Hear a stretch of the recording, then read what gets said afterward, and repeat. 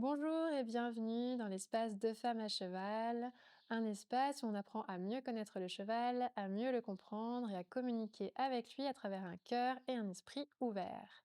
Mon nom est Laure Souquier et aujourd'hui j'ai un invité avec moi, Romain Damaison, qui a passé une demi-journée à travailler ici à la ferme équestre Jolinka chez ma partenaire Constance avec nos chevaux et donc avec lesquels on va avoir un échange pour comprendre un petit peu ce qu'il a vécu, qui nous partage son ressenti avec les chevaux et avec cette approche qui est un petit peu différente de ce qu'il a pu connaître jusqu'ici. Alors, Romain, tu as été cavalier professionnel pendant quelques années avant de changer d'orientation parce que tu ne te retrouvais plus au niveau de tes valeurs dans ce métier. Et tu as fini par revenir aux chevaux à travers la sophrologie que tu appliques maintenant à la pratique de l'équitation. Oui, exactement, c'est ça. Donc moi, j'ai commencé, oui, parcours classique, en centre équestre. J'ai fait du saut d'obstacle. J'étais professionnel pendant 8 ans, enseignant d'équitation. J'ai eu ma structure, j'ai travaillé dans des écuries de commerce et depuis, mes jeunes années, voilà, je me pose beaucoup de questions. Ça a fini par mettre en souffrance les exigences commerciales du sport appliqué avec les chevaux. Donc je me suis retiré de ce monde-là. Je suis passé par le monde de l'entreprise, dans le luxe et en parallèle, j'ai fait des thérapies sur moi-même et puis je m'y suis formé. Coaching, sophrologie, PNL, hypnose, méditation. Et la sophrologie est pour moi particulièrement transférable pour aller développer cette conscience corporelle, cette gestion émotionnelle et cette préparation mentale reliée à la technique. Moi, ma passion, c'est vraiment de mettre de la conscience dans la technique. Et c'est aussi pour ça que je suis venu te voir cet après-midi. Oui, parce que finalement, on a une approche qui se complète et qui va bien ensemble parce que je suis d'accord avec toi du fait qu'on a besoin à la fois de technique pour travailler avec le cheval et en même temps de beaucoup de conscience. Et on ne peut pas avoir l'un sans l'autre. Enfin, en tout cas, on peut, mais on n'aura jamais le résultat aussi complet si on sépare vraiment les deux. Donc l'idée, c'est de commencer par revenir en soi, habiter son corps et du coup développer une communication consciente avec le cheval avec, l'objectif de mon côté toujours d'essayer de se rapprocher du cheval et de faire le pas vers lui plutôt que de lui demander lui d'apprendre à nous connaître et à comprendre nos codes et donc développer une communication qui soit la plus intuitive possible à comprendre pour lui. Exactement, et c'est ce que je t'ai partagé à la fin de notre après-midi, où entre les deux chevaux, l'exigence de la présence, c'est ce que j'ai remarqué cet après-midi, c'est qu'il y avait une grande exigence dans la présence au cheval, et du coup, en miroir, on a la présence du cheval à nous, c'est ça qui est très chouette, et tout ce que tu as partagé sur la respiration, l'orientation du corps, voilà, de notre schéma corporel, la préparation dans la pensée, l'utilisation du regard, toute cette intention qu'on va mettre dans chaque mouvement, c'est très parlant et on le retrouve, oui, avec le cheval très très fort. C'est ça en fait, c'est que je suis très exigeante avec le cavalier finalement. Ce qu'on disait, c'est que comme on demande à notre cheval d'être 100 avec nous, ben, nous, on ne peut pas être moins que 100 avec lui. La moindre des choses, de commencer par lui offrir la même chose que ce qu'on va lui demander, ne serait-ce que pour être légitime à lui demander cette attention, il faut qu'on lui donne, nous aussi, notre attention à 100. Et c'est vrai qu'on n'en a malheureusement pas forcément l'habitude dans le monde du cheval. On a quand même l'habitude d'être plus ou moins avec notre cheval, de lui demander beaucoup de présence quand on en a besoin, et puis ensuite, bah, on part dans nos pensées, notre mental, nos autres préoccupations, nos conversations avec les voisins d'écurie et on laisse un peu notre cheval, livré à lui-même finalement, prendre aussi ses décisions sans nous, puisqu'on n'est pas là. Donc là, ce que je demande, c'est, beaucoup de présence et d'être à 100 attentif avec le cheval, en permanence et puis aussi de prendre la responsabilité de notre communication et de se dire quand quelque chose ne fonctionne pas: «Qu'est-ce que j'ai mal demandé à mon cheval? Qu'est-ce que j'ai fait pour qu'il comprenne ça finalement?» Bah, moi, j'ai la même porte d'entrée à cheval, je travaille beaucoup à cheval, et cet après-midi, voilà, ça m'a rappelé que le travail à pied pouvait être complémentaire, évidemment, et même j'ai appris qu'on pouvait commencer par travailler la biomécanique à pied. Et ça m'a marqué et du coup, ça me fait penser à ce que tu partages aussi au fait que on peut cette exigence dont je parle moi déjà à cheval, d'exiger de son propre corps et de son propre esprit ce qu'on veut retrouver chez le cheval ensuite, ou par exemple dans la respiration, avoir une respiration ample et régulière pour espérer des allures amples et régulières. En fait, de développer aussi cet œil à cheval pour observer son cheval, comment il bouge par rapport à mon propre mouvement, mes demandes, ça prépare aussi une action technique à cheval, notamment les déplacements latéraux qu'on a explorés en fin d'après-midi. Et ça, c'est très intéressant, cet œil aussi biomécanique. Oui, c'est sûr qu'en fait, moi, j'ai tendance à toujours commencer le travail à pied, non seulement pour la recherche de relations, mais aussi pour l'aspect équilibre et conscience de son corps que va avoir le cheval. Et je trouve que c'est vraiment important de développer notre regard déjà à pied, apprendre à voir comment notre cheval se déplace. Là, comme tu l'as vu avec les chevaux, on travaille avec deux chevaux différents. Les deux ont un équilibre différent et des difficultés du coup qui ne sont pas les mêmes dans les exercices. Et je trouve que c'est vraiment fondamental de prendre conscience du côté physico-physique de cette difficulté, parce que des fois, on va se dire, le cheval ne fait pas exactement ce que je veux, à cette main-là, c'est plus compliqué parce qu'il n'a pas compris ou il n'était pas attentif, alors qu'en réalité, on a pu le voir par exemple avec Douchka à un moment donné, quand on faisait un changement de main. À une main, elle faisait très bien le changement de main, tu as même eu des très beaux changements de main en liberté sans souci, et à l'autre main, plus difficile. Et on peut se dire, elle est moins bien connectée, ou bien même je me place moins bien. Et en fait, quand on regarde vraiment et qu'on décompose son geste, on voit que à une main, bah, l'engagement du postérieur et de l'épaule extérieure, du coup, postérieur intérieur, épaule extérieure, était plus difficile pour elle. Ce qui fait que c'était physiquement plus demandeur. Et donc, bah voilà, quand on lui laissait en plus pas assez de place ou qu'elle était un petit peu en stress, cette tension en plus dans son corps faisait qu'elle n'arrivait tout simplement plus à le faire. Et c'est vrai que pour moi, développer ce regard, ça nous permet une meilleure compréhension du cheval, du coup d'être plus juste avec lui aussi, parce qu'on va pouvoir s'adapter et pas lui demander quelque chose qui est plus difficile physiquement s'il est un peu plus en tension émotionnellement. Et on va mieux comprendre comment l'aider et le guider dans son déplacement.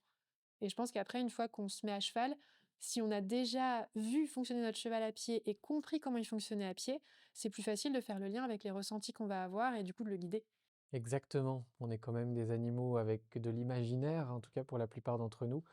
Et c'est ce que j'allais dire, c'est qu'en observant finement ça à pied, ensuite à cheval, on peut additionner ce qu'on a vu en termes de posée des membres et de déplacement des membres sous la masse ou par rapport à la masse, avec les sensations qu'on a sous la selle. Et ça, c'est très précieux. Avec en plus ce que tu as amené sur l'approche plus comportementale, de dire, bah oui, là, le postérieur passe moins bien, mais on remarque qu'en fait, il y a une tension qui a été générée dans l'enchaînement de nos exercices avec une stimulation de l'environnement extérieur. Et du coup, de joindre tout ça, ça offre une meilleure compréhension. Bah, c'est ça, pour moi, on peut pas séparer les 2. Et c'est vrai que, en fait, on a tendance à beaucoup séparer, nous les humains, on aime bien que tout soit compartimenté, Je dis je vais souvent, y là, on est arriver. dans un paradigme du ou et pas du et. Oui, C'est c'est ça ça, ou ça, on sépare les c'est pas partis inclusif. politiques, l'hémisphère droit, l'hémisphère gauche, le corps, l'esprit, on sépare tout. Ouais. C'est ça, alors qu'en fait, tout fonctionne comme un ensemble. Alors, en un sens, de tout compartimenter, ça permet de mieux découper et comprendre, on est OK. Mais après, il faut être capable de redonner une cohérence à tout ça. Et on ne peut pas séparer l'esprit du cheval, son émotionnel de son corps. Puisque de toute façon, le corps, c'est le support de la genèse et de l'expression des émotions. Donc, en fait, il va se passer quelque chose dans le corps dès qu'il se passe quelque chose au niveau émotionnel et vice-versa. Comme chez le cavalier. Mais oui, complètement. C'est sûr que nous, on le voit, déjà chez nous. Si on d'un seul coup, on commence à se poser une question, on se tend, on respire plus, il y a plus rien qui bouge et là, on se dit: «Ah mais mon cheval, il a arrêté son mouvement». Oui, parce que tu le laisses plus passer et qu'il y a plus rien qui bouge chez toi, donc c'est nous, on l'expérimente. Chez le cheval, c'est pareil et c'est vrai qu'avoir cette conscience, pour moi, c'est important parce que finalement, dans ces 100 d'attention qu'on doit avoir, c'est ça qui rentre aussi en ligne de compte, c'est être attentif à est-ce que là, ce qui se passe dans l'interaction, c'est lié à quelque chose de vraiment physique? Mon cheval a une difficulté sur le plan purement physique. Est-ce que c'est lié à l'émotionnel parce qu'il a un stress, parce qu'il regarde à l'extérieur, que son attention est pas sur moi? Ou est-ce que c'est un tout? Là, tout à l'heure, effectivement, on a vu que c'était un tout, parce que sa tension émotionnelle venait exacerber une difficulté physique. Oui. Et dans mes stages ou mes cours, je travaille beaucoup avec des parcours de pleine conscience, c'est-à-dire qu'il y a des couloirs qui sont matérialisés où on va penser un moment à sa respiration, un moment observer ses pensées, un moment observer le niveau de tension musculaire, éventuellement relâcher des tensions.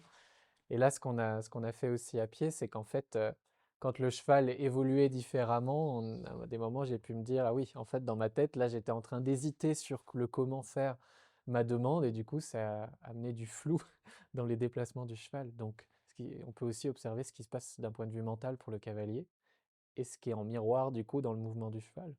Ouais, je pense que c'est même le premier réflexe à avoir en un sens, c'est tout de suite dès que quelque chose ne fonctionne plus ou ne fonctionne plus aussi bien avec le cheval, se dire: «Qu'est-ce qui a changé à l'intérieur de moi?» Est-ce que j'ai douté? Je me suis posé une question, comme tu disais, à un moment donné, tu savais plus trop comment il fallait que tu te positionnes pour demander un exercice et là, tout de suite, on voit que le cheval sent ton hésitation. Donc il se dit en gros: «Bah, si tu sais pas, moi je vais choisir pour moi, hein. Je vais faire un choix qui sera pas forcément celui que tu voulais, mais je prends ma décision». C'est ça. Et des fois, on va se dire: «Est-ce que j'ai stressé?» S en liberté, par exemple, des fois, on va perdre le cheval parce que on se dit: «Bah, tiens, je vais l'emmener sur un cercle, mais est-ce qu'il va me suivre?» Et quand on a cette petite tension, ah bah, tout de suite, il part. Mmh. Et en plus, quand tu l'as fait, tu as fait une inspire très courte en rétention ensuite.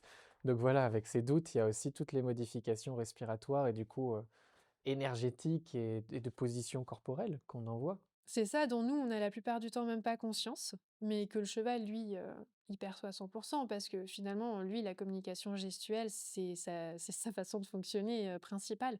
Donc lui, il a pas d'apprentissage à faire pour nous lire, c'est vraiment instinctif. Il a ce qu'on appelle une conscience socio-sensuelle très développée, donc il sait vraiment nous lire complètement et c'est pour ça que, pour moi, c'est très précieux chacune de ses réactions.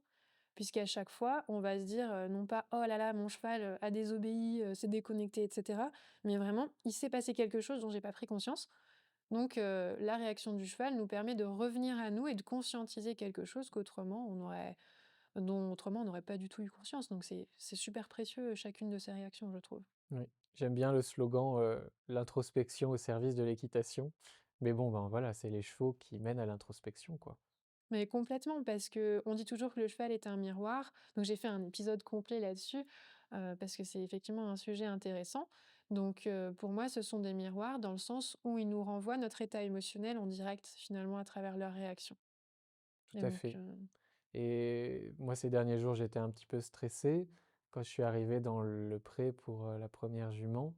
Bon voilà, elle est pas venue rapidement, apparemment c'est habituel, mais dès que j'ai approché la prairie, je savais dans quel état émotionnel j'étais parce que j'ai l'habitude de m'observer et de faire les exercices de sophro et je me suis mis à allonger ma respiration parce que je sais que les chevaux écoutent ça et c'est très précieux de prendre conscience de tout ça parce que, bien sûr, on reste vivant, à des moments on va être stressé, on va être tracassé, on va avoir de la charge mentale, mais on peut développer des outils et des habitudes psychocorporelles pour, ne pas laisser la communication et la relation avec le cheval être altérée par notre vie humaine quotidienne qui est tout à fait normale. On ne cherche pas à la combattre, mais avec tout ce travail que tu proposes aussi, on peut, avoir des techniques pour continuer à vivre émotionnellement et mentalement, à s'apaiser, en même temps on en profite du coup et prendre soin de la relation avec le cheval. C'est ça et c'est vrai que ce qui est intéressant, c'est que souvent quand on nous dit de gérer nos émotions, ça veut dire ne pas en avoir, les mettre, dans un mouchoir et bien au fond de sa poche, alors que c'est physiquement impossible et on ne peut pas mentir au cheval et c'est vrai que le cheval, ce qui est important pour lui, c'est la cohérence. C'est-à-dire que si tu ressens quelque chose à l'intérieur et que tu essaies de montrer une attitude différente à l'extérieur, il sent tout de suite qu'il y a une dissonance et ça le met beaucoup plus en stress que si tu avais complètement accepté ton émotion. C'est ce que fait un prédateur. Oui, Il marche tout doucement, calmement, sauf qu'en fait il veut le bouffer. c'est Donc ça! cette incongruence, elle fait peur. Totalement. C'est ce qui fait que quand on va vers le cheval, bah, comme tu l'as fait tout à l'heure, on peut très bien avoir finalement, bah, l'honnêteté aussi par rapport à soi-même de se dire: «J'ai une forme de stress qui est là ou d'anxiété qui perdure, j'en ai conscience. Maintenant, j'ai des outils pour essayer de respirer, de me poser, de m'apaiser» et le cheval, en fait, il va préférer que tu arrives comme ça en étant conscient de comment tu es sans essayer de le cacher et voilà, que tu prennes juste le temps de respirer avec lui et effectivement, Douchka avec ça, elle est géniale parce que elle, quand c'est pas complètement net, bah, elle dit non. Mmh. Donc elle refuse pas complètement le contact, on voit qu'elle venait quand même vers toi et tout ça, mais tant que tu pas complètement dans le moment, relâché et cetera, mais de toute façon, elle voulait pas que tu mettes le licol. Mmh. Et puis non, bah, nous, notre approche, c'était de ne pas la forcer. On est vraiment dans une optique où on dit au cheval: «OK, j'ai entendu, maintenant, je vais essayer de te faire changer d'avis. Mmh. C'est Donc ça. je vais essayer de te convaincre, tranquillement, doucement, que je peux, être encore plus calme, encore plus posée et que je peux te proposer quelque chose de chouette Mmh. derrière. Ça me fait penser à 2 choses. Déjà, ce que je t'ai partagé dans la prairie quand on était en train de dérouler ça, que c'était à la fois pouvoir vivre l'éthique de pas forcer le cheval, mais en même temps, ne pas s'oublier en tant qu'humain passionné, en continuant de proposer quelque chose, une invitation, presque en réinventant ou en réécrivant l'invitation jusqu'à ce que ça soit intéressant pour le cheval. Et du coup, c'est chouette parce que pour des gens qui se posent des questions comme moi, comme toi, comme plein de gens, plein de cavaliers, du coup, on peut continuer d'aller collaborer avec les chevaux sans les forcer, mais en continuant de proposer, être force de proposition, dans le sens de notre passion, quoi. Ça, c'est chouette. Bah oui, c'est ça, de pas se sentir bloqué, parce que c'est vrai que de nos jours, on entend beaucoup parler du consentement aussi dans la relation avec le cheval, et donc beaucoup de gens en arrivent finalement à un extrême. C'est souvent comme ça, on rejette un extrême qui est quand même beaucoup trop violent d'une façon générale dans le monde équestre, en passant à un extrême inverse, où du coup on se dit: «Ah non, mais mon cheval, il a détourné la tête, il a montré qu'il voulait pas, aujourd'hui je fais rien». Le problème, c'est que du coup, quand on s'arrête à ça, bah, finalement, le cheval, pourquoi aujourd'hui il a détourné la tête? Peut-être parce que il a déjà vécu une expérience avec quelqu'un qui était dans cet état émotionnel ou même juste avec quelqu'un qui lui a proposé quelque chose qui ne lui a pas plu et si on se dit: «Bah, non, il a dit non», bah, du coup, on lui donne pas non plus la chance de découvrir quelque chose de différent.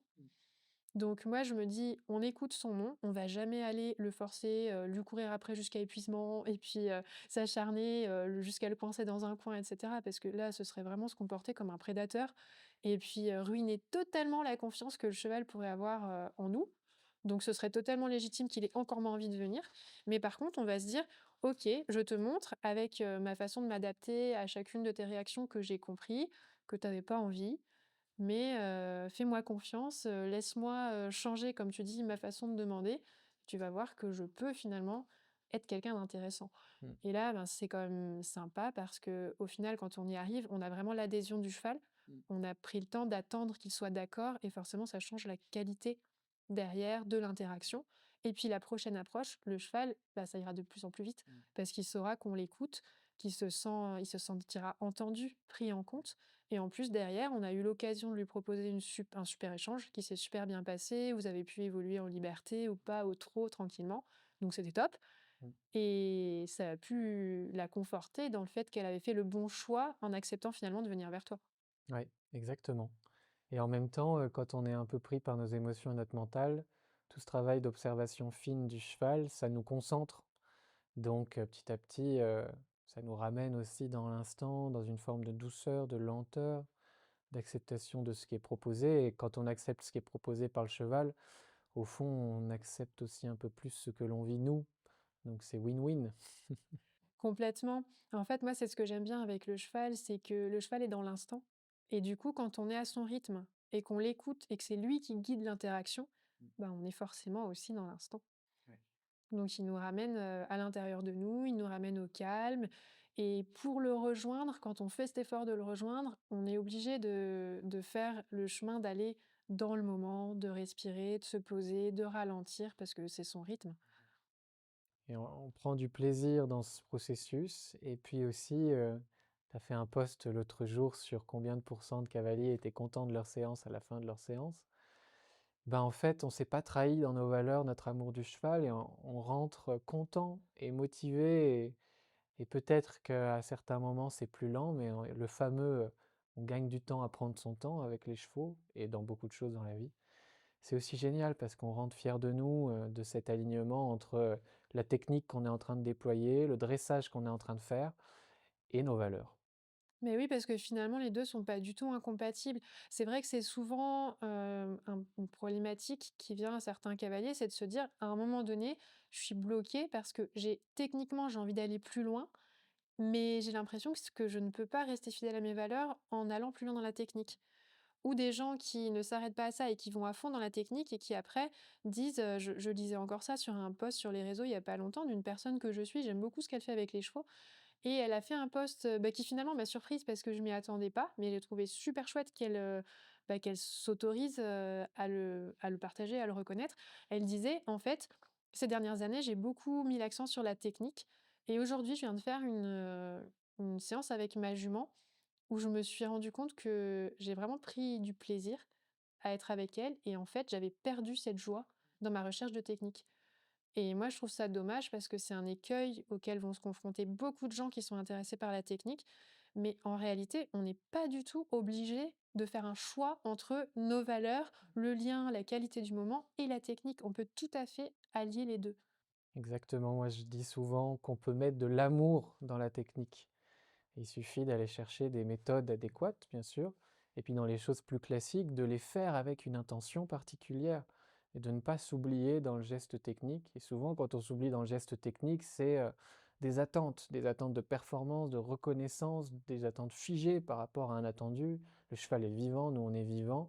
C'est souvent en lien avec le regard extérieur, en fait. Et ça, il faut l'explorer parce que quand on lâche ça, on devient flexible, agile. Et un bon cavalier, c'est quoi? C'est un cavalier qui est capable de s'adapter à chaque cheval, à chaque instant, d'être un stratège qui réinvente sa logique de séance pour faire progresser le cheval en fonction de ce qu'il propose maintenant. Et de revenir dans un prérequis. Et ça, tu en as beaucoup parlé cet après-midi dans la leçon que tu m'as donnée, c'est de revenir à l'exercice d'avant pour réancrer une base avant de revenir sur l'exercice qu'on était en train de faire. Ça, c'est, voilà, tout est lié, quoi. Mais c'est ça et je pense que si on veut progresser dans notre, technique, il faut commencer justement par l'écoute du cheval. Déjà revenir en soi, revenir à cette écoute du cheval et on peut avoir de très grandes attentes au niveau technique, mais en faisant passer la qualité avant et du coup, c'est ce que tu disais d'avoir finalement pas d'attente. C'est-à-dire, ce que je dis toujours, ça paraît un petit peu, contradictoire, mais en réalité ça ne l'est pas parce que ce sont 2 choses différentes, mais c'est avoir un objectif clair, mais arriver sans attente vers son cheval. C'est-à-dire que l'objectif reste, un peu en fond, c'est un fil rouge qui est là, on sait vers où on va. Du coup, on a décomposé notre objectif en plein de petits objectifs, plein de pas qu'on va faire les uns après les autres et quand on va vers notre cheval, ils sont là en fond, tous nos petits objectifs, mais par contre, on y va sans attente, dans le sens où on se dit: «Aujourd'hui, je vais voir mon cheval, je vois comment il est, je vois ce qui se passe, je vois ce qui se déroule» et du coup, on est complètement ouvert à ce qui va se passer. Si on voit que le cheval, finalement, n'est pas tellement disponible, ben, on va faire quelque chose de différent.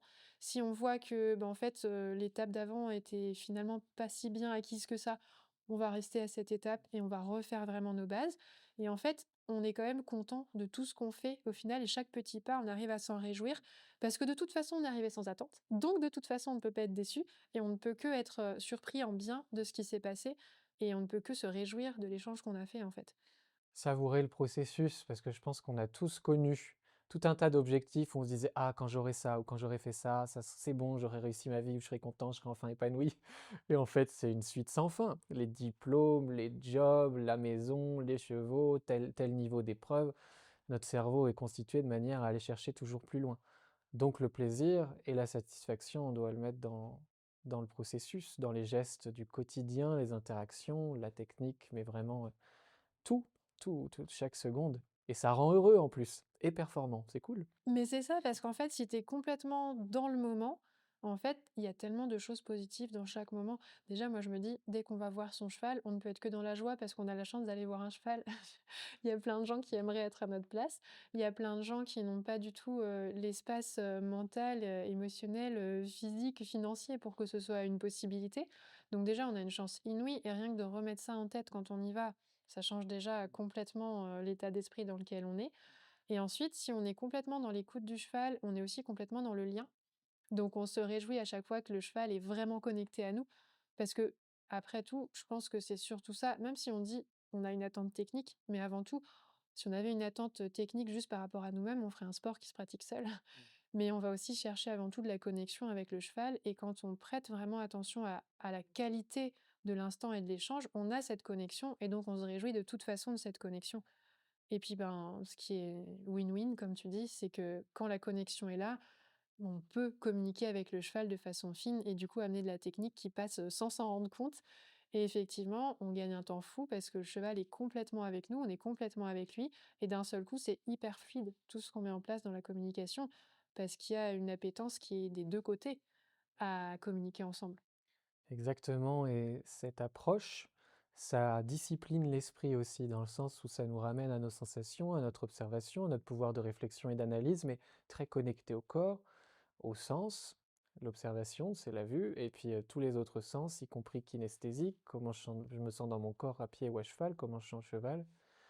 et je sais plus ce que je voulais dire, mais voilà, c'est oui, ça discipline l'esprit. Voilà, c'est ça que je voulais dire effectivement, parce qu'on prend des nouvelles habitudes de penser, de réfléchir et plus vertueuses, on va dire, d'une certaine manière. Oui et puis qui sont plus ancrés dans la réalité aussi puisque nous les humains on aime bien, moi j'appelle ça faire de la masturbation intellectuelle donc partir dans des concepts, très C'est ce développés que je viens et de faire. cetera. Voilà. Mais en fait, c'est très bien d'avoir plein de théories et cetera, mais en fait, ce qui est important quand on est avec le vivant, c'est que ce soit connecté avec ce vivant et donc là, dans l'approche que je t'ai invité à avoir avec le cheval, c'est vraiment d'être complètement dans l'instant et dans ce qui se passe avec ton cheval. Donc oui, avoir quand même, des concepts et une analyse, mais ancrés dans la réalité du moment. Qu'est-ce que tu observes chez ton cheval? Qu'est-ce que ça te donne comme indication? Et du coup, comment tu peux t'adapter et tenir compte de ces observations? Et du coup, tu la réaction du cheval, elle est immédiate. C'est tout de suite, c'est ce qu'on disait, c'est une honnêteté radicale chez le cheval. Donc en fait, dès que tu fais une petite correction dans ta façon de demander, dans ta façon d'être, de ressentir, de respirer, le résultat, il est tout de suite là. Donc tu as la correction, tout de suite, tu sais tout de suite si ton concept, il est OK ou pas, s'il fonctionne en C'est fait. ça. C'est Et ça permet de sortir aussi de la négativité, de la victimisation, je dis souvent à mes élèves, heu: «Interdit de chouiner». Voilà, là on chouine pas. Et quand je demande le débrief, je dis: «Bon, tu chouines pas, alors du coup?» Et cette observation et être dans l'instant, dans le présent avec le cheval, ça permet aussi du coup d'avoir, un esprit qui considère tout ce qui apparaît comme des informations intéressantes pour avancer. C'est ça aussi qui est chouette. bah, c'est ça, en fait, il y a pas de jugement. C'est-à-dire que le cheval, lui, déjà, il nous juge pas. Il a bien autre chose à faire que de se préoccuper de nous juger. Et du coup, ben, nous, on se juge pas non plus dans cet échange. C'est pas: «Ah, t'as vu, t'as mal fait» et cetera. C'est: «Là, regarde, le cheval fait ça, qu'est-ce que tu peux changer dans ton corps, dans ta posture pour qu'il fasse différent?» «Ah bah, voilà, chouette, cool» et donc du coup, l'accent est mis sur tout ce qui est positif et donc forcément, on ressort de là en étant, hyper content de ce qui s'est passé, avec un cheval qui est hyper content de l'échange, qu'il a eu aussi. Puisque du coup, comme nous, on se met pas de pression, de stress et cetera, bah, lui, on lui en fait pas porter non plus. C'est ça. Donc ça libère les 2 finalement. C'est ça. C'est aussi un autre état d'esprit du coup, c'est valoriser tout ce qui est, c'est ça la résilience, comme quelque chose d'intéressant pour avancer, pour en apprendre sur moi, sur notre relation, sur, l'étape de notre collaboration. C'est ça exactement et pour moi, c'est ça l'échange avec les chevaux en fait. Il y a pas besoin de chercher, la faute, voilà, les gens, il y a beaucoup la culpabilité toujours, il y a toujours, comme tu dis, le regard de l'autre qui vient te juger et cetera et moi, je dis toujours à mes élèves, «Avant de savoir, personne ne savait». Oui, Donc finalement, on est tous passés par, un stade où on ignorait. c'est ça. Et puis, il y a aussi quelque chose, il faut qu'on arrête aussi avec ce côté hyper perfectionniste, qu'on a en tant que cavalier. Souvent, voilà, surtout quand on est intéressé par la technique, on est très, très, très perfectionniste. Mais le problème, c'est que souvent, on ne veut pas faire d'erreur, du coup. Sauf qu'avec du vivant, on ne peut apprendre que par un principe d'essai-erreur. Mmh. Donc pour moi, tout ce qui se passe, il n'y a pas des choses qui sont mauvaises. Bon, tant que personne n'est violent avec un cheval, évidemment, parce que là, ça Mmh. ne passerait pas, ça c'est clair. Ça, c'est totalement proscrit et totalement mauvais. Mais tant qu'on est, dans la douceur et qu'on est dans l'écoute du cheval, c'est pas grave si on se positionne pas correctement. Il y a pas de problème, le cheval, il va pas en pâtir, en fait. Nous, de toute façon, dans l'approche que je propose, on fait pas de montée en phase, on fait rien de tout ça. Donc on va jamais, en gros, s'énerver sur un cheval qui a pas compris quelque chose à cause d'une erreur qu'on fait. Donc de toute façon, il y a pas de conséquences. Au pire, c'est quoi le problème? Tu t'es mal positionné, ton cheval a pas compris ta demande? Et Ben voilà, ça va pas chercher loin. On corrige ça, on vérifie comment tu peux te mettre différemment, on recommence et puis, ben, voilà. Du coup, il y a pas de conséquences ni pour toi ni pour lui et du coup, je pense que ça crée aussi un climat qui est assez propice pour l'apprentissage. mmh. Oui, oui, comme avec les enfants, quand on n'a pas peur de «s'en prendre une» entre guillemets, bon, on ose proposer, on ose, et puis on a envie d'y aller. C'est ça. La leçon, voilà, apprendre. Et c'est vrai que du coup, c'est intéressant que tu formules ça comme ça parce que j'y avais même pas forcément pensé avant, mais du coup, je réalise que souvent, j'ai des élèves qui n'osent pas essayer des choses avec leurs chevaux. Donc qui vont attendre que je leur dise, «Voilà, tu dois faire ci, comme ça, comme ça, comme ça» et moi je leur dis: «Mais en fait, arrête de réfléchir, fais confiance à ton intelligence corporelle, dis-toi: "J'ai envie que mon cheval comprenne ça" et ton corps va s'articuler tout seul et se mettre en place tout seul instinctivement, en fait, pour le faire». Mais c'est vrai que comme tu dis, on a tellement appris à se faire engueuler, en fait, concrètement, quand on fait quelque chose qui n'est pas correct, que je pense qu'on est beaucoup aussi à être vraiment bloqué dans cette expression corporelle, Oui, parce qu'on a peur de mal faire et de mal s'exprimer. Je pense que ça rejoint un peu notre apprentissage des langages, je sais pas si c'est comme ça pour toi, mais je sais que moi, dans l'apprentissage des langues, à l'école, tu un peu, stigmatisé quand tu fais faux. Donc on parle très peu, donc en fait, j'étais très j'osais pas c'est très parler. français ça. Bah ouais, c'est ça. Pour ça qu'on parle mal anglais ou les autres langues. Ben oui, parce qu'en fait, quand tu t'exprimes en cours et que tu fais une erreur, bah, tout de suite, c'est pas bien. Donc en fait, en langue, tu pas te lancer, tu pas essayer parce que, tu te dis: «Il faut que je sois parfaite et que je sois sûre que ma phrase soit parfaite avant de la sortir». Du coup, on pratique pas. Du coup, on est trop nul en langue. Et c'est une langue vivante, Ben donc oui, pour tout ce qui est vivant, ça marche pas. bah, c'est ça et je pense qu'avec le cheval, c'est pareil, le langage équestre, du coup, au bout d'un moment, on est figé dans notre corps, on n'ose pas essayer des choses parce qu'on a peur d'être ridicule, que ce soit pas ça, que ça marche pas. Alors que quoi, au pire, ton cheval va te dire si ça marche pas. C'est ça. Il y a même des choses toutes simples. Moi, à cheval, souvent, mes élèves qui sont un tout petit peu rigides, justement, très perfectionnistes, je leur dis d'aller caresser les oreilles, de leur dire des mots doux. Je les fais varier beaucoup l'attitude. Et ça m'est arrivé des fois, moi, quand je me mets à cheval, je fais mes exercices de sophro, donc des mouvements qui peuvent paraître un peu bizarres ou qui peuvent paraître comme on faisait quand on était débutant. Et on m'a déjà dit, ah, tu fais comme les débutants. J'étais là, bah, en fait, qu'est-ce que tu veux que je réponde à ça? Je suis en train d'échauffer mon corps et mon esprit. Bah oui, c'est ça et peut-être qu'il y a certaines choses que font les débutants qu'on devrait continuer à faire, au Exactement, final. oui. Parce que c'est vrai qu'on a aussi beaucoup cette approche en équitation où il y a le truc pour les débutants et le truc pour les cavaliers qui savent monter à cheval. Et moi, à chaque fois, je me dis: mais pourquoi, en fait? Pourquoi est-ce qu'on devrait apprendre aux gens qui débutent un truc qui est pas correct, qui vont devoir désapprendre derrière pour pouvoir réapprendre quelque chose de différent ensuite? Ça n'a pas de sens et c'est beaucoup par exemple, le l'arène d'ouverture. Moi, c'est un truc que personnellement je n'aime pas utiliser parce que je trouve que quand tu utilises ta reine d'ouverture, ça te place, mal au niveau des épaules. Donc très souvent, les gens ont tendance à venir reculer l'épaule, alors qu'en fait, ce qu'il faudrait, c'est surtout avancer l'autre. Et c'est con, mais ça a pas du tout le même effet parce que quand tu recules ton épaule, tu recules aussi ton poids et tu le mets de l'autre côté, dans ton bassin, alors que quand tu avances l'épaule, tu mets ton poids correctement. Et du coup, moi, on me dit, «Oui, mais en fait, c'est un processus d'apprentissage, apprendre directement à tourner avec, les épaules et du coup avec une reine extérieure pour les débutants, c'est trop compliqué. Donc du coup, on leur apprend avec la reine intérieure et puis ensuite ils apprennent à pas l'utiliser». Moi, je dis: «Ou pas», parce que des fois 50 ans plus tard, tu es toujours à galérer avec cette reine intérieure que tu arrives pas à lâcher et tu as appris tout un schéma corporel lié à l'équitation qui est mauvais, en fait. Donc et finalement, tu n'as même plus conscience de toutes les implications qu'il y a à utiliser cette reine dans ton corps entier donc je trouve que c'est vraiment dommage parce que c'est de la perte de temps, ça crée du conflit et puis ça bloque les gens dans des attitudes, qui sont finalement contre-productives avec les chevaux. Après, c'est comme dans tout, la reine d'ouverture, elle est enseignée aussi un peu en traction. Oui, c'est ça. Moi, je l'utilise beaucoup, mais ça reste un héritage de l'équitation classique académique. Mais je dis toujours vers l'avant et vers l'extérieur du cheval, vers le haut, vers l'avant et vers l'extérieur du cheval. Donc c'est toujours un mouvement d'ouverture qui amène l'épaule à s'avancer. On a tellement appris à prendre plutôt que d'orienter, donner une direction, qu'effectivement ça devient néfaste et pour tout le fonctionnement corporel. C'est ça. Et on met des années à s'en défaire. Et moi encore aujourd'hui, je me fais filmer toutes les semaines et j'analyse mes vidéos sur le grand écran de la télé et je regarde mes mains et effectivement, le corps a une mémoire aussi et du coup après, ça met du temps. C'est ça, complètement et puis en plus après c'est un peu la solution de facilité en soi, c'est, «Bah oui mais bon si je mets pas ma reine intérieure, il s'incurve pas donc du coup je la mets». Alors qu'en fait ça révèle, tout un processus de déséquilibre dans le cheval. Donc ça ce serait intéressant d'ailleurs quand tu reviendras pour monter parce que tu pourras pas toucher ta reine intérieure. Oui, Parce que moi, ce que je considère, c'est que quand tu mets ta reine intérieure, même si c'est en avant et vers l'ouverture, tu vas utiliser une très légère tension sur le bout du nez de ton cheval, donc si tu es sans mort, ou sur sa bouche autrement. Et le problème, c'est qu'il va réagir instinctivement par une tension dans le sens inverse.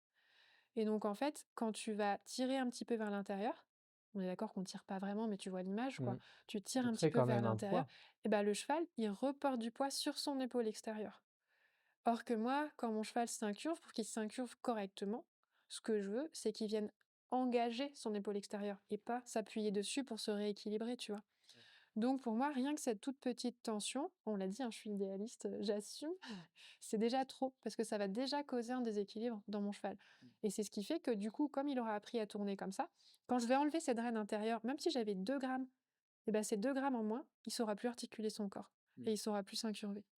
Oui, exactement, oui, oui. Quand tu perds, les aides de l'incurvation ou alors ça dure quelques foulées, dès que tu lâches les rênes, mais ensuite le cheval va, se répandre. C'est ça. Ouais.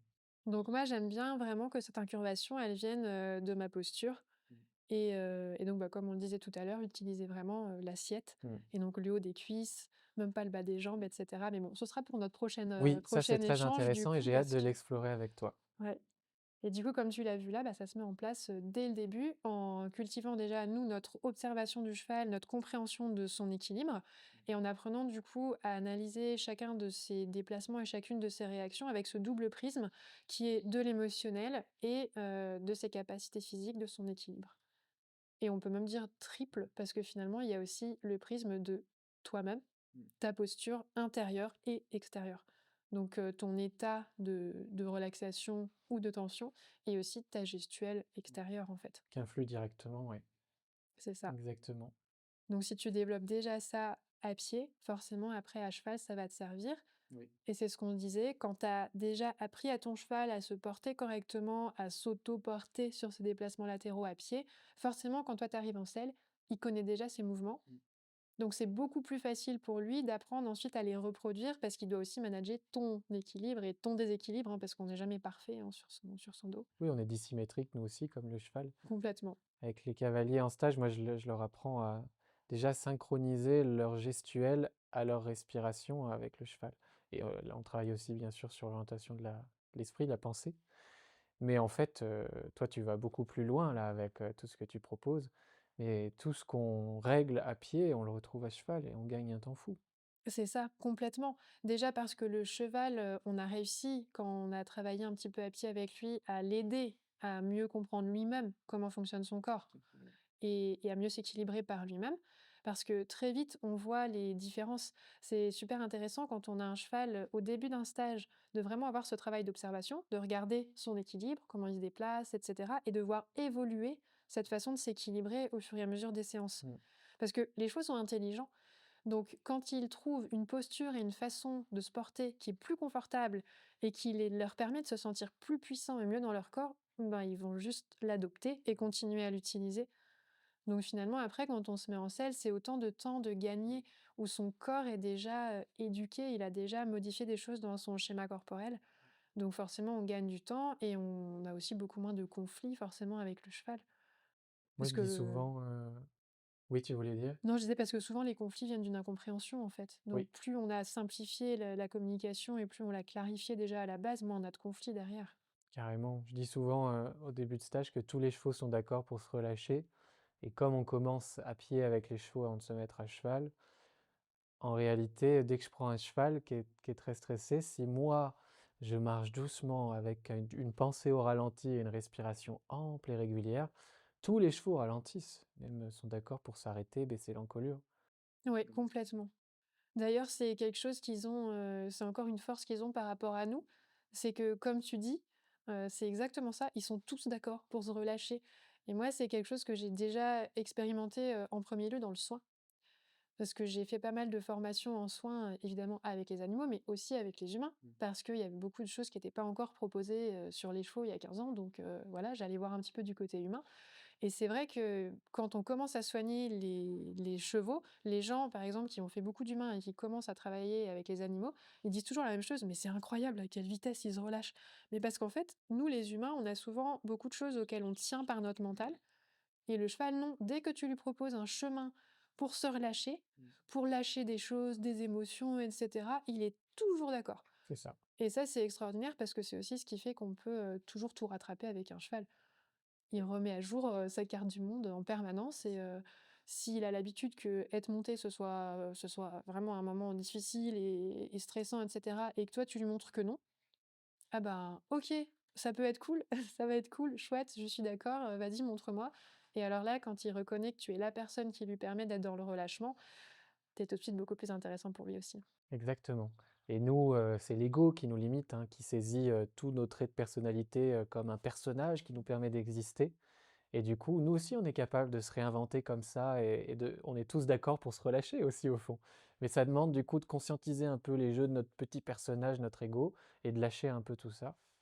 C'est ça, je pense une partie de nous est d'accord pour lâcher, mais l'ego justement, lui n'est pas d'accord. Parce que finalement, on en parlait aussi, un peu plus tôt, la personnalité qu'on se construit, on se la construit quand on est enfant et c'est un ensemble de masques, un système de protection qu'on met en place. C'est comment je dois être pour survivre dans ce monde, finalement. Et du coup, au moment donné où on veut lâcher ça, l'ego, il est là. Alors, je parle de l'ego, pas dans le sens, négatif de la chose, hein, vraiment, cette partie du mental qui nous protège et qui fait la conscience du soi et cetera. Bah, notre ego, il vient dire: «Eh mais attends, si tu lâches ça, on est qui nous sans ça? Comment on Exact. va se protéger de l'extérieur, nous, si on n'a plus ça?» Oui. Donc c'est vraiment un équilibre de l'ego. J'ai enregistré un podcast là-dessus, qui s'appelle, «Ego du cavalier, opportunité et limite». Parce qu'il peut aussi se saisir de choses très chouettes. Par exemple, si mon ego s'est saisi du fait que j'étais capable de m'adapter à tous les chevaux, c'est de l'ego, mais je vais chercher à le prouver, donc bon, c'est positif. Et ça va te donner une forme de confiance en toi aussi qui va faire que tu vas aller vers les chevaux sans stresser. Voilà. Donc faut distinguer ce qui nous limite de ce qui nous aide. C'est ça et j c'est vraiment un travail pour le coup du mental qui des fois a quand même, quelque chose de très positif. Tout à fait. Parce qu'il nous permet de faire le tri entre ces différentes choses. La rationalisation. Voilà, il y a des moments où ma tête, elle m'aide vraiment à remettre les choses à leur place et puis après, paf, je reviens dans l'instant, dans le corps et voilà. C'est ça. En fait, moi, ce que je dis souvent, c'est que la problématique qu'on a en tant qu'humain, c'est qu'on a placé le mental en premier pour notre survie et on a fini par finalement mettre tout notre être au service du mental, alors qu'à la base, le mental est censé être au service de notre être. Donc l'idée, c'est de remettre vraiment le mental à sa place. Dire: «OK, j'ai cette capacité à conceptualiser, à réfléchir et cetera, mais je peux en faire ce que je veux de cette capacité. Je suis pas obligée de laisser ce mental me mettre, dans une anxiété constante et cetera, alors que Exact. c'est pas utile». Mmh. Donc je peux finalement discipliner, comme on disait tout à l'heure, mon esprit pour le ramener sur les choses essentielles Oui. et décider à quel moment je veux activer ce mental et à quoi je veux l'utiliser. Et grâce à l'intentionnalité, l'intention, on peut développer des nouveaux neuroschémas, des nouvelles habitudes de pensée. C'est Complètement. long, c'est une discipline du bien-être, on va dire, au quotidien. Mais ensuite, on peut se surprendre quelques mois, quelques années après, à voir que on est beaucoup moins négatif, il y a beaucoup moins de scénarios catastrophes, on fait beaucoup moins de projections. Et ça, c'est cool. Complètement, parce que finalement, on est comme les chevaux, on a aussi la capacité de remettre notre carte du monde à jour. C'est juste que eux le font instinctivement et que nous, on doit passer par un processus conscient pour le faire. Mmh. Mais Et c c'est tout aussi accessible et on le voit, de toute façon, je pense toi autant que moi, avec nos élèves, hein. Oui, oui, tout à fait. Et du coup, moi, j'ai beaucoup d'élèves, quand ils viennent à un stage d'équitation sophrologique, qui me disent: «Mais après, ça m'aide aussi avec mes proches, dans ma vie et tout ça». Bah oui, tout est lié. On est un être. Pro, perso, on s'en fiche, on est un être. Mais c'est ça complètement et d'ailleurs je parlais de ça, juste il y a 2 jours avec mes élèves. On a des réunions en direct, tous les 15 jours et elles m'ont fait la même réflexion en me disant, en fait ça revient très souvent de dire, s «Oui ça nous aide avec nos chevaux, mais en fait ça nous aide, partout» et je leur dis: «Bah oui, mais parce que comme tu dis exactement pareil, j'ai exactement le même discours, on peut pas être une personne, avec les chevaux et une personne, dans le monde, autour de nous». Donc forcément quand on change des choses, surtout que ben, toi comme moi, on amène les gens à travailler sur la présence. Mmh. Donc quand tu apprends à être plus présent à toi, à te relâcher, à te détendre, tu reviens aussi plus en cohérence avec toi-même et du coup, tu proposes, à tous les êtres qui t'entourent des interactions qui sont plus cohérentes et plus justes et moins dans l'émotivité. Exact. Et ce travail qu'on fait là avec les chevaux, on développe une métacognition, une capacité à se voir, agir, penser, ressentir. Et avec les gens, quand on se voit penser, agir et ressentir, bah, on peut choisir justement, de réagir ou pas, de se taire ou de prendre la parole. Et c'est chouette ça aussi, c'est une C'est grande vrai. liberté. Mais c'est ça, on prend conscience finalement de tous ces réactions instinctives qu'on a et qui nous gouvernent. Mmh. Et puis on peut se dire: «Est-ce que ça me convient? Ou est-ce que ça me convient pas?» Est-ce que ça vaut le coup ou est-ce que ça vaut pas le coup de dépenser cette énergie à cet endroit-là? Est-ce que, je vais être content de moi ou est-ce que ça va nourrir la relation de réagir comme ci ou comme ça? Oui, non et du coup, c'est le même travail qu'on fait à cheval C'est ou ça. avec les chevaux. Est-ce que c'est cohérent avec ce que j'ai envie de ressentir dans l'échange? Oui et d'incarner. Oui, Est-ce que, c'est cohérent avec mon leadership? Est-ce que c'est les valeurs que j'ai envie d'incarner, l'exemplarité que j'ai envie d'avoir? Oui ou non? c'est ça et c'est vrai qu'en fait, j'ai beaucoup de fois des gens qui me disent: «Mais finalement, ce qu'on fait avec les chevaux, cette écoute qu'on développe et cetera, on devrait l'avoir avec les humains. Mmh. Parce que c'est la même chose, on est aussi avec du vivant C'est pour et ça, qu'il y a de l'équi-coaching, l'équithérapie. C'est parce que les chevaux sont une très bonne école, de l'interpersonnel. grâce à leur honnêteté radicale, la capacité qu'ils ont à te dire, dans l'instant si ce que tu fais est juste ou pas, à partir du moment évidemment où tu acceptes, de lire ces réactions-là sans les prendre personnellement, mais en les prenant vraiment juste comme, des informations que tu vas pouvoir utiliser finalement pour améliorer ta posture intérieure et extérieure. Exactement. C'est une belle école de vie finalement l'équitation, C'est magnifique et puis, ce travail à pied, à cheval, ça permet de si on le fait avec, de la justesse et de la recherche d'équilibre dans tous les sens du terme pour le coup, intérieur, extérieur du cheval, du cavalier, on arrive à dissocier ce que je suis, mon être, de ce que je fais et ce que j'expérimente dans ma pratique. Et du coup, on apprend à se connaître. Oui et puis ça, c'est une grande force parce qu'on a beaucoup tendance, nous les humains, on supporte pas la critique aussi pour ça parce qu'on se dit ou le désaccord, hein, si tu n'es pas d'accord avec, ce que je fais là ou ce que je dis à l'instant, ça veut dire que tu critiques qui je suis, ma personne en fait et en fait, pas du tout. On peut très bien, adorer une personne, mais être en désaccord sur quelque chose et moi j'aime bien comment les Anglais le disent, accepter de être d'accord d'être en désaccord, Oui. agree to disagree.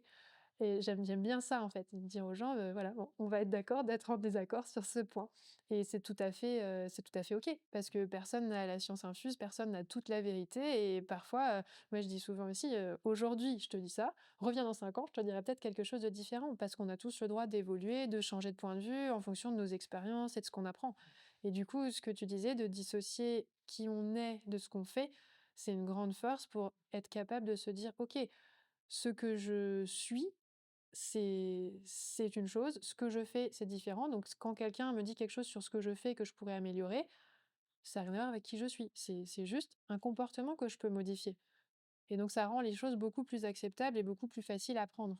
Ça développe un état d'esprit d'apprentissage, d'excellence aussi parce que du coup, je m'autorise à essayer, expérimenter, revenir dans des choses simples parce que, ben, finalement, mon essence, ma personne n'est pas touchée. Je suis simplement en train d'explorer des gammes, d'affiner, quelque chose et c'est ça aussi l'état d'esprit d'excellence. Oui, c'est vrai. J'aime beaucoup cette façon de présenter les choses et comme tu dis, si on part du principe que nous, notre essence, bah, de toute façon, notre essence, elle est parfaite par essence parce qu'elle est ce qu'on est. On est venu, on on est tel qu'on est et je pense qu'on est tous parfaits. En fait, si on n'avait pas notre esprit avec toutes nos peurs qui s'expriment, on est tous parfaits tels qu'on est Oui, et du coup, on reste en lien avec, cette partie à l'intérieur de nous qui est intouchable, inaltérable aussi, hein. Personne ne peut altérer ce que tu es à l'intérieur, quoi que la personne dise ou fasse et du coup, ça te permet de travailler sur, l'extérieur, donc l'expression de cette essence finalement. oui et en développant la conscience qu'on a de notre corps, donc du coup des émotions qui s'expriment dans le corps, des pensées, on se voit faire aussi, parce que tout ça, c'est pas linéaire. Moi, je me juge beaucoup et puis j'ai mon ego, il vient me challenger très souvent.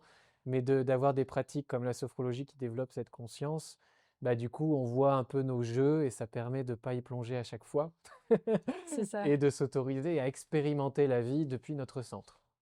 C'est une belle image, ouais. Je pense que moi, j'utilise des mots un peu plus romantiques parce que je parle de l'âme, mais ça revient à ça revient au même, en fait. C'est vraiment de se repermettre à son âme de s'exprimer. Donc en fait, pour moi, l'âme, c'est notre essence profonde, c'est ce qu'on a vraiment envie de vivre et pour moi, notre essence profonde, elle est, amour, elle est joie, elle est, émerveillement devant tout ce qui est et cetera et en fait, de laisser ça s'exprimer, c'est quelque chose de précieux et je pense que c'est un peu tout, l'apprentissage d'une vie, en fait, Oui, de faire tomber toutes les barrières qu'on a mis en place parce qu'on pensait que c'était nécessaire pour survivre et se rendre compte que finalement non, ce qui est nécessaire, c'est de faire tomber tout ça et de laisser cette partie, vraiment, on va dire plus pure, plus innocente, plus joyeuse, plus dans l'amour et dans la connexion s'exprimer. Et les chevaux, pour ça, ils sont top parce ils nous offrent un espace safe pour ça. mmh, Parce qu'un cheval va toujours accueillir super bien, à 100 ce que tu exprimes, avec naturel et avec amour et avec joie, en fait. ça fait penser au langage des oiseaux. Quand l'âme agit, Oui, ça fait de la magie c'est ça. et c'est ça et d'ailleurs, je pense qu'on a tous des personnes qu'on admire, cavalier, horsemanship ou autre, ou Lady Gaga ou whatever. Des personnes, en fait, on voit bien quand ils sont arrivés à briller à l'excellence au sommet de leur art, entre guillemets, c'est souvent des personnes très curieuses, très dans un état d'esprit de recherche et d'exploration, qui ne se lassent pas d'aller répéter des gammes, aller se nourrir de choses diverses. Et on peut s'inspirer aussi de ces modèles créatifs. Oui, je pense qu'en fait, j'ai pas trop ce côté, tu sais, d'être admiratif, j'ai pas trop ce côté groupie, du coup, Oui. du tout, Moi, je donc l'ai. voilà. Du coup, je m'inspire beaucoup, j'ai beaucoup de stars intimes. Ah oui, Tu vois, je OK. pense à des personnes qui m'inspirent ça ou ça et du coup, je laisse un peu agir en moi, ce que j'observe chez elles. Alors que moi, j'ai pas du tout ce côté-là parce que je pense que j'ai trop la conscience de la différence qu'il y a entre l'image que projette une personne et la réalité à laquelle je suis confrontée quand je la rencontre. Et par contre, parfois, je vais rencontrer des gens où, tu sais, tu as ce sentiment, quand tu rencontres la personne, elle a juste une présence, elle est là, elle est rayonnante et en fait, sa façon d'être Mmh. est inspirante, tout simplement. Ouais, je vois. Et moi, je trouve que souvent, ces gens-là, enfin, toujours, je pense, ce sont des gens qui sont totalement vrais, qui sont totalement authentiques et qui ont gardé leur âme d'enfant, en fait. Et ils rayonnent, ben, finalement, une joie d'être et de vivre des choses. Et je pense que ça, c'est ça que moi, j'ai envie de réussir à libérer à l'intérieur et de laisser s'exprimer, en fait, pour avoir ce rayonnement-là, en fait, de ces gens qui sont juste complètement là, complètement présents. Et finalement, c'est ce que rayonnent les animaux et c'est ce qui nous attire autant chez eux, hein. Et même, j'ai envie de dire, et je vais m'arrêter là parce qu'on pourrait aller très loin, des gens qui sont authentiques quand ils sont inauthentiques. Ce que je veux dire Oui. par là, c'est que, en tout cas, moi, des fois, je suis tellement dans l'inconfort et je me juge tellement qu'il se passe plein de choses. Je peux pas être dans mon essence. Mais comme je le remarque, je me dis: «Allez, laisse faire, bah, écoute, tu gêné, sois gêné» et puis du coup, bah, ça rend une forme d'authenticité dans l'inauthenticité ou dans le côté vivant de se limiter, mais des fois s'autoriser à pas pouvoir se déployer tout à fait aujourd'hui, bah, ça nous rend très bien comme ça. Bah, en fait, je pense que tant que c'est fait en conscience, tout peut être fait. Mmh. Tu vois? Parce qu'il y a des contextes où, tu sais que tu peux pas te déployer à 100 parce que sinon, voilà, ça va pas forcément passer ou ci ou ça. Et après, bah, ton mental est là aussi, c'est ce qu'on disait tout à l'heure, des fois, il est à ton service pour te dire: «Est-ce que dans ce contexte, je m'en fous et puis j'ai envie de me déployer et puis tant pis, peu importe ce qui se passe?» ou alors est-ce que dans ce contexte, je choisis d'accepter que sur cette période transitoire, voilà, je fais un peu des efforts, j'arrondis les angles et cetera et je suis pas complètement moi, mais ça va passer et tu fais ce choix en conscience. Mmh. Mais en tout cas, tout ça, ça passe par un travail de conscience. C'est ça, tout à fait. Moi, des fois, je me sens un peu, fragile, pas confiant et du coup, bah, avant, je me serais forcé à être, ce que je suis pas dans l'instant, à prendre la parole, à avoir l'air sûr et ben, dans ces moments-là, je m'autorise à pas trop parler ou à parler de manière un peu plus douce, plus timide et c'est OK. Ouais, oui, complètement. Et je pense que tout ça, c'est une intelligence d'être finalement qu'on développe, Connaissance de soi, oui, c'est ça, et que les chevaux nous aident beaucoup à développer, tant qu'on y va, en tout cas avec cette recherche, hein. Parce qu'on peut aussi côtoyer les chevaux 50 ans sans rien apprendre, on est d'accord, mais tant qu'on y va avec cette recherche. Et c'est pour ça que c'est aussi intéressant pour moi d'y aller justement avec cette conscience. Parce que, quand il va vraiment avec cette idée de: «Je vais écouter mon cheval, je vais le laisser le plus libre possible dans toutes ses réactions et je vais écouter ce qui se passe et prendre la responsabilité de l'interaction», Mmh. bah, c'est là que tu grandis vraiment et bah, comme tu dis, ça rayonne dans toute, ta vie au final, bien au-delà de ta vie de cavalier. Complètement, ouais. Je pense qu'on va s'arrêter là. Ouais, C'est très bien pour finir. c'est un super bel échange. J'aurais juste envie de te poser une Oui, question pour chaque cheval. Donc tu d'accord. as vu 2 chevaux. Oui, Donc tu as rencontré Douchka d'abord, oui, une jument et ensuite on a travaillé avec Narnian, oui. un petit, hongre récent parce Trop que mignon, oui. voilà, parce il s'est fait castrer il y a 15 jours, donc il a encore son petit côté entier, voilà. Et j'ai envie de te demander juste avec chaque cheval, finalement, qu'est-ce qui t'a le plus marqué dans l'échange avec ce cheval? Qu'est-ce qu'il a touché chez toi et qu'est-ce qu'il t'a appris? Ben, Douchka, c'est ça, hein, la première jument, j'ai senti qu'il fallait être, juste, vrai, voilà, hein, j'ai senti qu'il fallait être précis dans l'usage de soi pour, arriver à quelque chose dès la prairie. Donc, il y avait, cette observation très fine et puis, voilà, de prendre beaucoup de responsabilités sur, ce que j'amène et comment je l'amène. Donc ça m'a appris, surtout dans la prairie, je prends déjà beaucoup le temps, mais d'accepter de faire plusieurs propositions jusqu'à ce que le cheval soit d'accord. Là où, dans ma méthode, habituelle, j'y serais allé doucement, oui, avec beaucoup de douceur, mais je me serais moins posé de questions ou j'aurais moins laissé le choix pour mettre le licol, disons. Alors que là, c'était un temps exploratoire très intéressant pour aussi laisser faire des allers-retours, la laisser partir, me mettre en retrait, retourner vers elle, et ce qui du coup tisse un lien vrai qu'après moi j'ai retrouvé effectivement dans le travail à pied, jusqu'à la liberté, ce que je fais très peu. Donc voilà, ça c'était génial. Avec, le jeune cheval, comment il s'appelle déjà? Narnian. Narnian. Bon bah là, plein de bisous, c'est un cheval très tactile. Ce que j'ai appris ou réappris avec, ce cheval-là, c'est que on peut être très attendri, parce qu'il est très attendrissant et c'est un il est trop mignon, quoi. Il va Ouais. faire toutes ces papouilles, tout en préservant un cadre ou alors d'ouvrir des espaces dans la séance où effectivement on cesse le travail et puis on fait des papouilles et on rigole un peu, avec des moments où on retourne dans le travail et où il y a toujours cet amour et cette joie et cette admiration, du cheval, ici que je trouvais très mignon, en parallèle d'un travail avec un cadre qui est aussi très sécurisant et très aidant pour le cheval. Voilà. OK, super. Et ben, merci beaucoup. Merci à toi alors, c'était passionnant. Et ben, c'était super intéressant aussi pour moi et bah, du coup, je me réjouis de notre prochain échange où on pourra aller encore plus loin dans cette découverte et où du coup, on pourra continuer, bah, soit avec eux, soit avec, d'autres compagnons parce que on a le choix ici, il y a plein de chevaux avec lesquels évoluer, à l'écurie donc merci beaucoup et puis, au plaisir de se revoir très rapidement. Bah, au plaisir et voilà, je recommande vraiment de venir ici expérimenter avec toi et avec ces chevaux qui sont super. Ben, merci. Merci beaucoup et à très bientôt À alors. bientôt, bye bye. J'espère que cet échange avec Romain vous aura intéressé, vous aura amené à réfléchir. N'hésitez pas à aller voir ce qu'il propose. Il fait aussi un podcast super intéressant avec plein d'épisodes. Il y en a une quarantaine, je crois, si j'ai bien tout suivi, qui pourront aussi vous inspirer. Et puis, vous pouvez aller faire un tour sur son site, découvrir aussi ses formations, son approche de la sophrologie appliquée à l'équitation qui va déjà vous apporter aussi plein de clés pour apprendre à vous relâcher et à commencer ce travail de conscience du corps, de soi, de ses émotions, qui pourra vous amener vers la technique de façon beaucoup plus simple et fluide du coup. Donc n'hésitez pas à me faire votre retour par message, à mettre 3, non pas 3, 5 étoiles à ce podcast et à le partager autour de vous parce que plus on va le partager et plus on va être de cavaliers à être conscients dans nos échanges avec les chevaux.